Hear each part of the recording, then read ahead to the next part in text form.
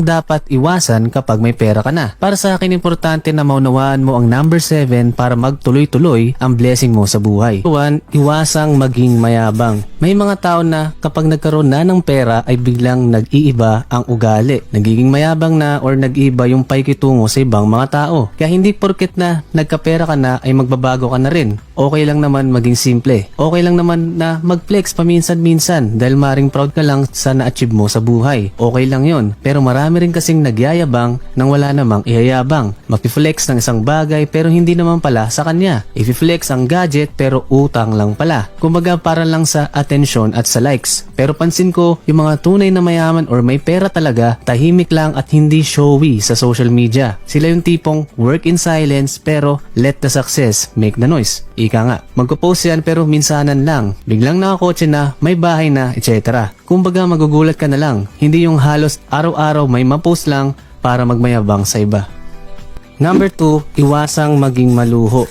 Isa pang dapat mong iwasan na ito, ang malulung ka sa cycle na pagkatanggap mo ng sahod or pag nagkaroon ka na ng pera ay bili ka na kagad ng bili. Online shopping, shopping sa mall, etc. Lalo na ng mga bagay na hindi mo naman kailangan sa buhay mo. Hindi ka uusad kung hindi mo kayang kontrolin ang sarili mo or ang emosyon mo para hindi bumili ng isang bagay. Hindi porket feel mo lang or dahil trending ito ay bibili ka na rin. Dahil magiging habit mo na ito at uulit-ulit ka na lang sa cycle tuwing may mga sale or kahit nga wala pang sale ay bibili ka pa rin. Pagkasahod sa kinsenas, shopping, sahod sa katapusan, shopping na naman. Wala namang masama na mag-shopping basta meron kang control at alam mo sa sarili mo na hindi ka magigipit sa katapusan ng buwan at mapapasabing wala na naman akong pera.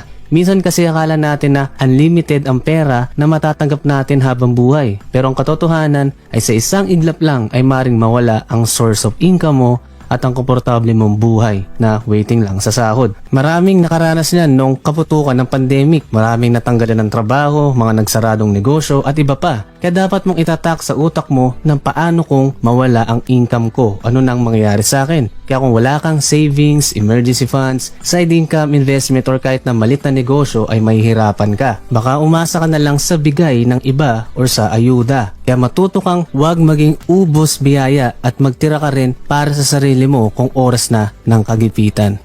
Number 3, iwasang mabaon sa utang. Maraming tao na nagkapera lang ay nag-iba na talaga ang pamumuhay. Kaya kasabay ng pagtaas ng income ay ang pagtaas rin ng gastos. Kaya naman para ma-afford ang ilang mga bagay na ito ay nagkakanda utang-utang na. Pero hindi mo kinakailangan na ibahin ang lifestyle mo porke tumaas lang ng kaunti ang pera mo or income mo. At lalong hindi mo rin dapat gayahin or maipagsabayan sa kaibigan or kakilala mong iba ang lifestyle sa'yo. Dahil maring afford or kaya nilang gawin yon pero ang katotohanan ay hindi mo pala ito afford or kayang gawin. Hindi ko naman sinabing huwag ka nang bumili ng mga bagay na maaaring magbigay rin sa'yo ng kaligayahan or kaginawaan. Pero make sure lang na kaya mo talaga itong bilhin at hindi ka nito pahihirapan at mababaon ka sa utang para lang mabili mo ang mga ito.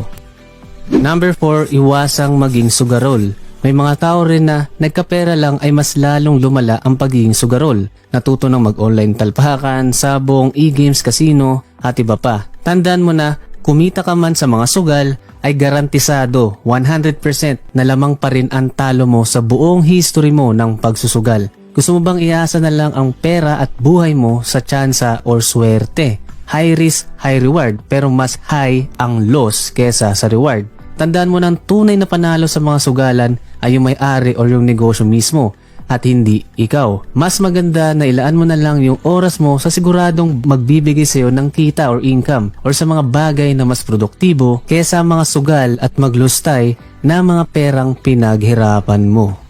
Number 5, iwasang malulong sa bisyo. Isa pa ito sa dapat mong iwasan tulad ng sugal. Iba't ibang tao ay may iba't ibang adiksyon o sugal. Yung iba maganda pero karamihan ay hindi magandang dulot sa'yo. Hindi porket may pera ka na ngayon ay mas magsasayang ka na ng pera sa mga ito. Maaring sa alak yan, sa droga, sa mga games na uubos rin ng pera mo. Pagkahilig mo sa mga hindi magandang gawain.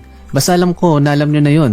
na mostly dyan ay unti-unting sumisira sa buhay mo, kalusugan mo, umuubos ang iyong pera at sumisira rin ang relasyon mo sa ibang tao at maging sa pamilya mo. Hindi porket may pera ka na ay afford mo nang gawin lagi ang mga ito. Alam kong hindi ka mahina at talunan. Huwag kang papayag na hindi mo makontrol ang sarili mo at magpadala na lang sa mga bisyo mo kasi tingin mo ay dapat mo itong gawin or kailangan mo ito. Tandaan mo, hindi ka mahina at talunan.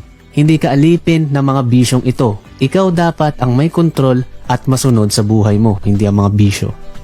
Number 6, iwasang mag-invest kagad. May mga tao na madaling maloko or mahikayat mag-invest sa mga bagay-bagay, lalo na kung ikaw ay may pera na. Pero tandaan mo na hindi lahat ng nakikita mo sa internet, sinasabi ng kaibigan, kapamilya or kakilala mo ay totoo at magpapayaman sa iyo ng mabilisan. Maraming mga scam, mga scheme, mga peking investment, peking negosyo, peking asset na uubos ng pinagpaguran mong pera.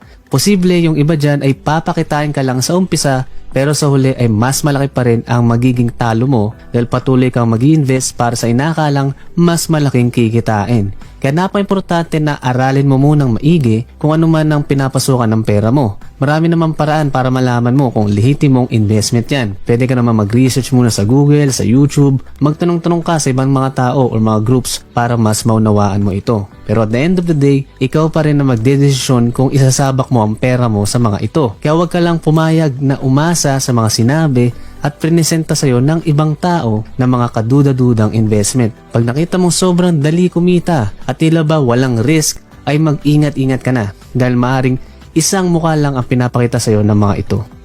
Number 7, iwasang maging madamot. Sabi ko kanina sa intro ay importante ito. Kaya kapag nagkapera ka na, huwag mo rin kalimutang tumanaw ng utang na loob sa mga taong nagtiwala, tumulong sa'yo at nagbigay sa'yo ng oportunidad para maging matagumpay ka.